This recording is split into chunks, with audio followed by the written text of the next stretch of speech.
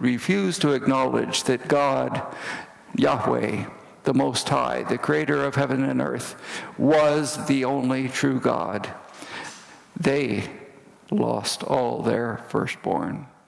It didn't matter if it was a slave or free, rich or poor, even their animals. All the firstborn died. And in the morning, there was so much, that evening, there was so much crying in the whole land of Egypt. And in the morning, the king sent for Moses and he said, "Go out, go out."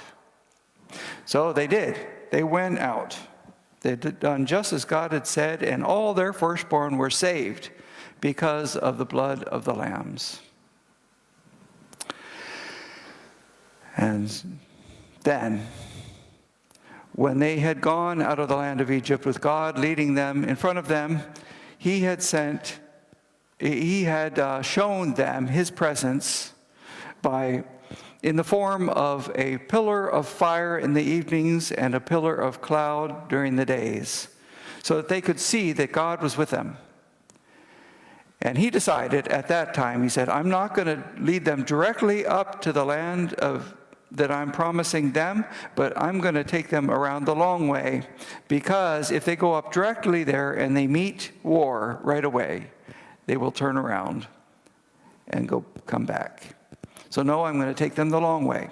So he brought them into this pocket, a sort of an enclosure, with the sea in front of them and the mountains beside them.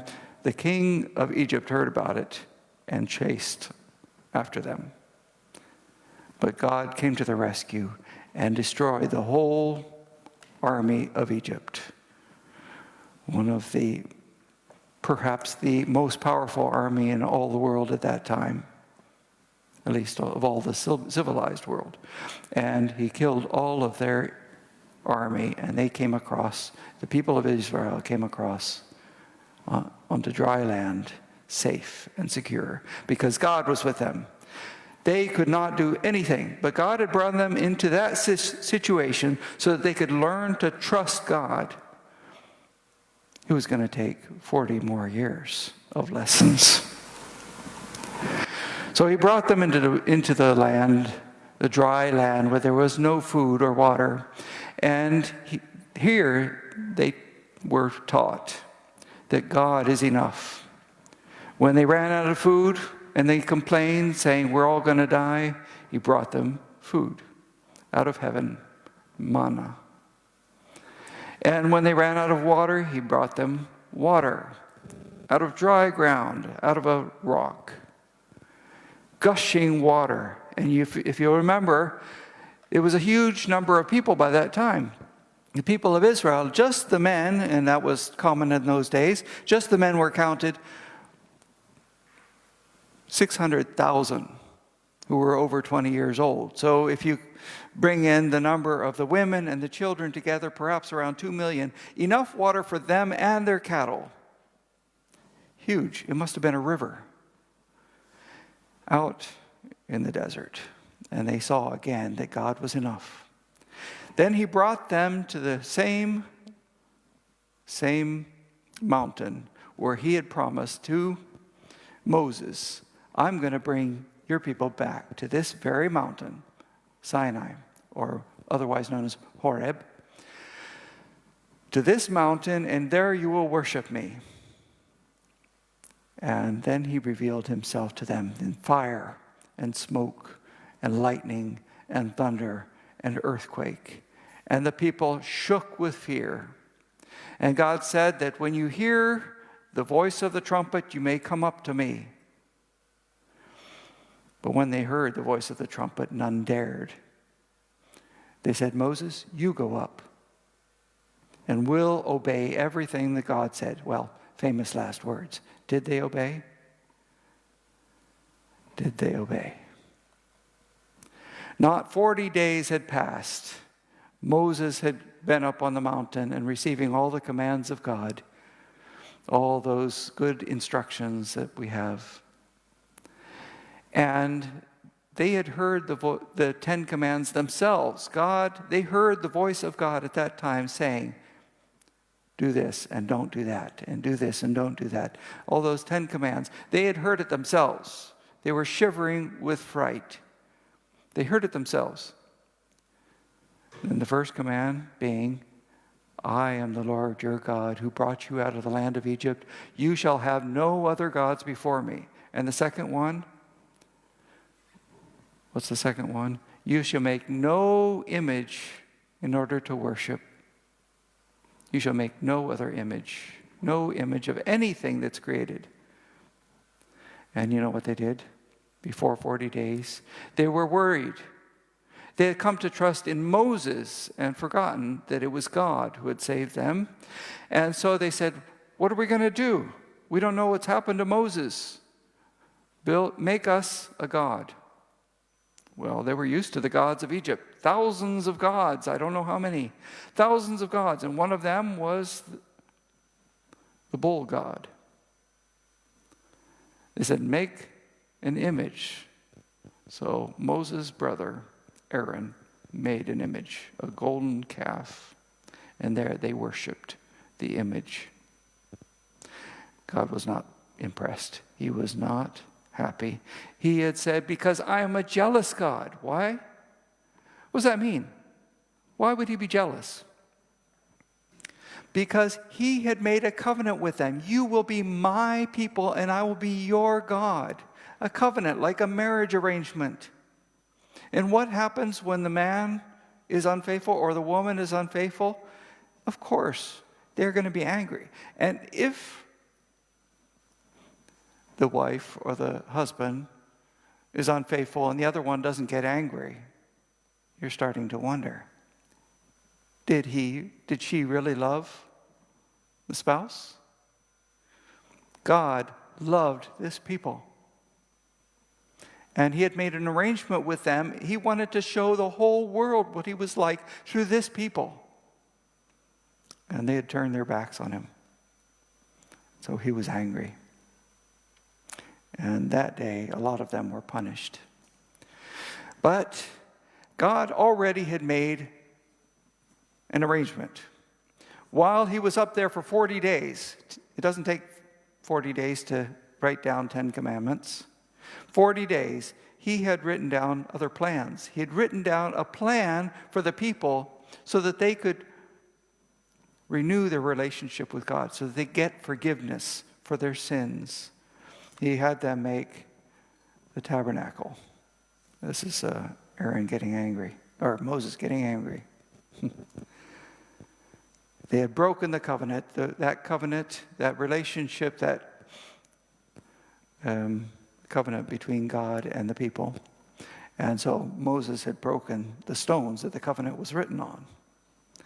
And so God told him, come back up and with stones, and I will write down the covenant again. He said, you are to make a house where the people can come to me and receive forgiveness and worship me. So he made it. I'm not going to go into that many details. There are a lot of details and a lot of chapters written about this tabernacle, and they also relate to the end of the story, which I'm not going to go over right now. But God revealed himself to them. He came down in that cloud during the day and that fire at night, showing his Shekinah, his brightness, his glory to the people, so that they could see with their own eyes that he was with them. And this was a tabernacle or a tent that they could take down and reassemble when they went wherever they went. So this is part of the things that you saw in the tabernacle. And those stones that he wrote the 10 Commandments. Actually, this is the only portion of the Bible that we know that God himself wrote. He wrote with his own, he himself wrote the commandments, this covenant with the people of Israel. And it was put in that box, in that gold-plated box, the Ark of the Covenant. So then, They continued their journeys, and they continued to doubt God's love and his concern. Is he still with us? Their complaint was again and again. As they ran out of water, as they ran out of food, as they began to crave other foods that they used to eat when they were in Egypt. God was still with them. He was very patient. He often got angry with them because of their complaint. Well, you know how it is. Have you had people who are dependent on you and you're trying to do everything for them and their response is to complain? Doesn't that get annoying? Huh? That shows to you that they don't understand the trouble that you went to. They don't have concern for you. They don't trust that you have their best at heart. They didn't. But God continued. God is faithful. He would bring them to that land that he had promised to them. Sometimes he got so angry that he warned them, I'm not going to go with you anymore. I'm going to destroy this whole group. And Moses, like a good go-between, came to God and he said, God, please don't do that. He was begging for the people. But finally they came to the borders. I don't have a map right here available, but they came to the borders of the land of Canaan. On the eastern side was first of all, as they come up from Egypt, they would be going along the eastern side, along this Dead Sea, the Salt Sea. I've been swimming in there. You become very buoyant because it's very, very salty. And you don't want a little sore when you're in there because that hurts a lot. But anyway, they came along that Dead Sea, and it's still desert. And they came finally to the, where the river Jordan comes down into the Dead Sea, flows down into the Dead Sea.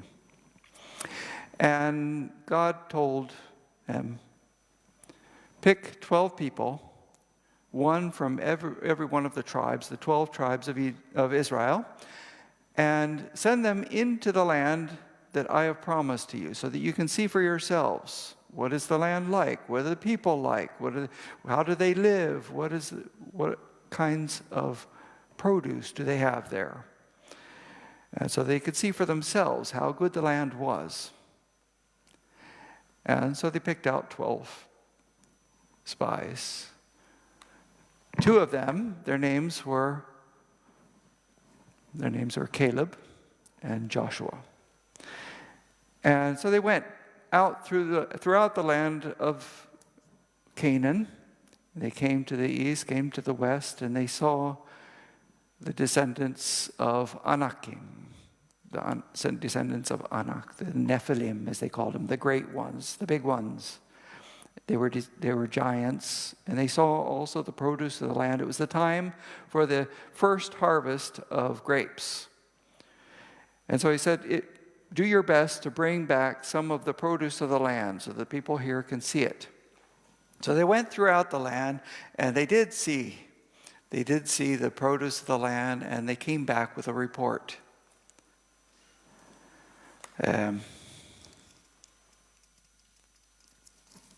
Let's see if I can find this now.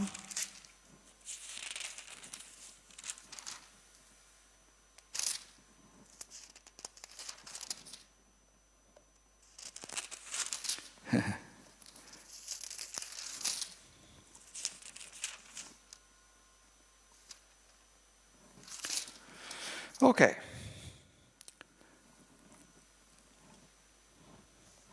Yeah, how is the soil? Is it fertile or poor? Are there trees on it or not? Do your best to bring back some of the fruit of the land. It was the season for the first ripe grapes. So they went up and explored the land from the desert of Sin as far as Rehob, toward Lebo Hamath. They went through the Negev, that is the southern area of the land. Negev literally means south, and came to Hebron, and where the descendants of Anak, among others, lived. When they reached the valley of Eshcol, they cut off a branch bearing a single cluster of grapes. 2 of them carried it on a pole between them. Can you imagine a single cluster of grapes? I have not lived in an area where grapes grow, but for those who, none of the grapes that I have seen anywhere have been a single cluster of grapes, heavy enough that 2 people have to bear it on a pole. Good grapes. That place was called the Valley of Eshcol because of the cluster of grapes the Israelites cut off there. At the end of 40 days, they returned from exploring the land. They came back to Moses and Aaron and the whole Israelite community in Kadesh, in the desert of Paran. There they reported to them and to the whole assembly and showed them the fruit of the land. They gave Moses this account. We went into the land to which you sent us, and it does flow with milk and honey. Now, that doesn't mean that there were rivers of literal honey and can you imagine that? Just take a pail of milk and a pail of honey. No, that's not a literal thing, but it does flow with milk and honey. In other words, it produces through the land. You can produce a lot of milk and you can get a lot of honey. Some of the honey, like some kinds of bees, there are apparently several kinds, but some honeybees do make their honey in nests in holes in the ground. Here is its fruit, showing the grapes and other things. But the people who live there are powerful, and the cities are fortified and very large. We even saw descendants of Anak. The Amalekites live in the Negev. The Hittites, Jebusites, and Amorites live in the hill country. The Canaanites live near the sea and along the Jordan. Then Caleb silenced the people before Moses and said, "We should go up and take possession of the land, for we can certainly do it." You see the difference of perspective? But the men who had gone up with him said, "We can't attack these people. They're stronger than we are." And they spread among the Israelites a bad report about the land that they had explored. They said, "The land we explored devours those living in it. All the people we saw there are of great size." You remember that it wasn't just the Anakim or the Nephilim that were living in the land. It wasn't just the giants. But they said all the people there. You see the perspective again? "We saw the Nephilim there, the descendants of Anak come from the Nephilim.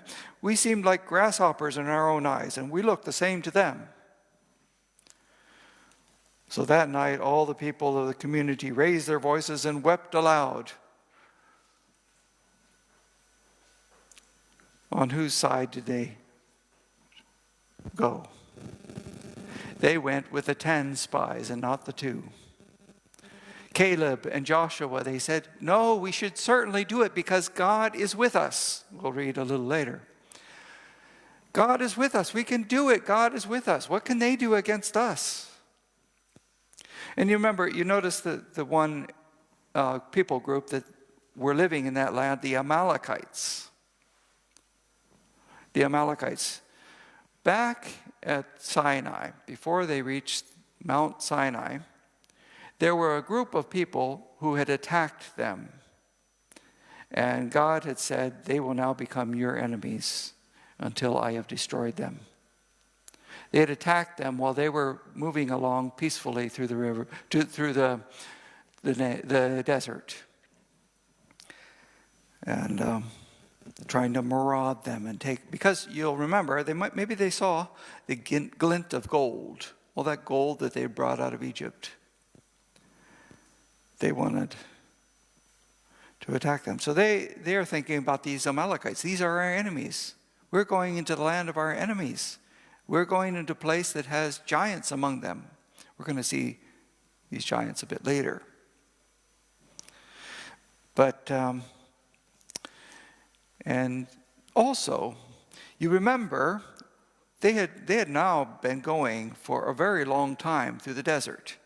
God had told them, God had decided he's not going to go directly up the route of the Philistines, the highway of the Philistines. Why? Because the Philistine people were a warlike people. We're going to see them again later too. They were a warlike people, well known for their warriors. So that's why he didn't take them up directly. He was going to have to bring them through a dry and thirsty land to teach them that he was sufficient for them, that he could provide for them, that he was good. They had been many years in the desert now, and they had not yet learned. Not yet. All this long and winding way. Instead of trusting him, they trusted the 10.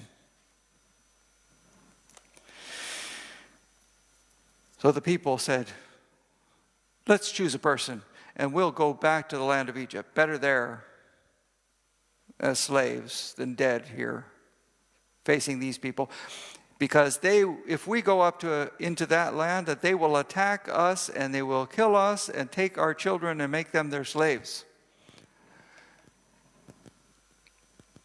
And they were about to stone Moses and Aaron and the 2 spies, Joshua and Caleb. And God said, then he showed his glory, this shining, bright glory he showed over the tabernacle as they were there in the desert. And when they saw that, they became afraid. They'd had experience. When God was angry, bad things could happen. And then God said to Moses, he said, fine, you don't want to go into that land? I won't let you into that land. I will not let you into that land. All of you will wander around in this desert until all of the people that left the land of Egypt all die. All die. The only ones who I will let into that land, the land that I promised to you, is their children. All of you will die here in this desert because you refuse to trust me. Well, then they had a change of heart. But you'll notice something about God. There are many things about God that are without end. His love is without end. So many of his qualities. His power is without end. His patience is not without end. Remember the people in the time of Noah. When God told Noah and his sons and their wives, the 8 of them, to enter the ark, then he shut the door. That was the end. His patience had gone. And all those outside of the ark died.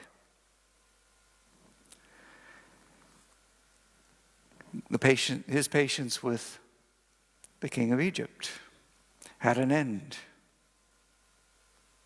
There at the Red Sea, Pharaoh and his army fell. Here again, God said no. He said, don't go in there. They said, okay, we'll go in there. We'll attack. We'll take that land. God said, don't go in there. Don't go in there, because if you go in there, you will be defeated. Again, they weren't listening.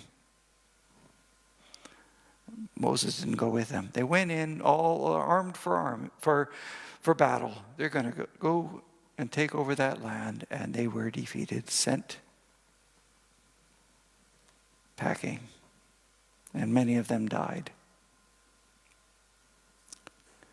Then they were very sad. But it was too late. It was too late. All of those people, they were right there at the border. They could have entered that day. They could have stopped eating the manna and started eating the fruit of the land. They could have had peace. But no, they chose not to trust God. And all of them ended up dying in the wilderness. We have a couple more stories that we're going to go through about what happened before their children entered, because none of those who left the land of Egypt, who had seen his power, how he judged the king of Egypt, none of those who had crossed the Red Sea entered that land, the land of rest, the land that he had promised. His goodness they did not experience there in that land because they refused to trust him.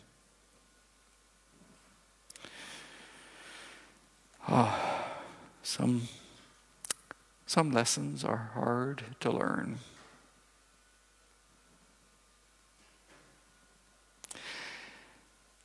But or two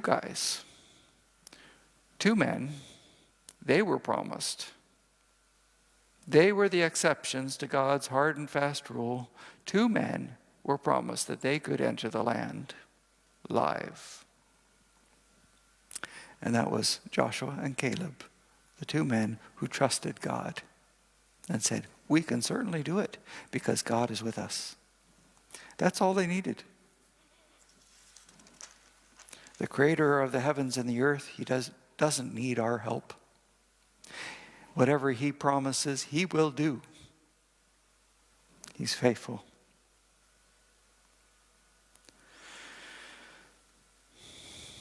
Now, but God is gracious. Do you know, I'd like to get a pair of sandals like that. The people of Israel, 40 years in the desert, a pair of sandals that never wore out and the strings never broke. Wow. I'd like to find a warranty for a pair of shoes like that. And God continued to be with them. He hadn't turned his back on them. They had turned their backs on him. God doesn't change his mind. He hadn't turned his back on them. During the day, remember, the cloud to shadow them. During the night, the light, the evidence of his presence with them. And every day, there was food. Every day. God didn't give up. God didn't change his mind. He was faithful to the very end. We forget. The people of Israel forgot. Constantly being shown, every day being given food, and they forgot. They were up on the mountain. They were there at the mountain, and they heard the voice of God themselves. And we would say, these people, when will they ever learn? They are so stubborn. That's Tim. That's you. That's all of us. Every time we come into a hard situation, we start to wonder, is God really with us? Does he really care? Is he really good? He doesn't change. He is good. He's faithful. People change. He doesn't. And he would bring them into that land. And he was gracious to the end. No matter their... I'm not a very good image of him sometimes. You can just ask my children. Have they tested my patience sometimes? Well, I've tested theirs. They've tested my patience, and I've reacted in an impatient way, unlike God. I've changed. I've gotten angry. I've done things I shouldn't. God is faithful, and he's good. He's much better than me, and a whole lot more patient. A whole lot more patient. That's all for today. Next week, we will be studying about some more things that they did during the remainder years of the years before they entered the land.